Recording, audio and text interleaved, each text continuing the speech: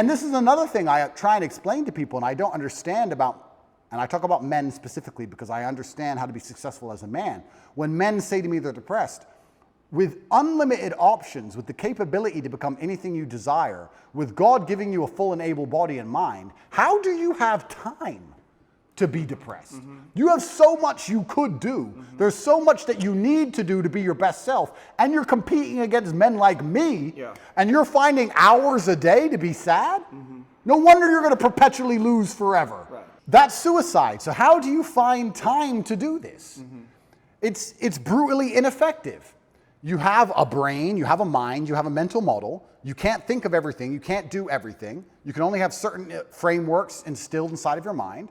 As a man, you should be hyper-competitive. You should try and be the best version of yourself you can be. You're competing against every other man on earth for the girl you want, the car you want, the house you want, the watch you wear. It's all competition. You should be as competitive as you possibly can. Anything that's inside of your mind which doesn't allow you to be competitive should be erased.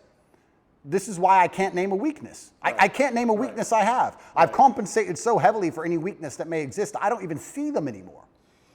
Is your belief in God tied into this concept that we talked about, that what's useful is more important than what's true, or better than what's true? So we don't, do we know that God exists? I mean, we don't know. Correct. But it's useful to believe in God.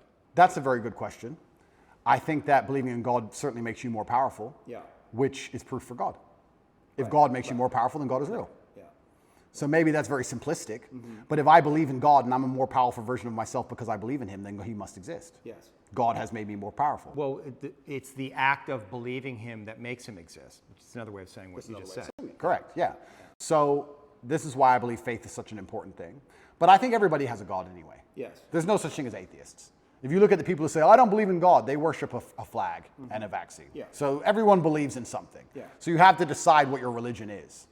And I, once again, refuse to believe in anything that takes away power from me. I believe in things that make me more powerful.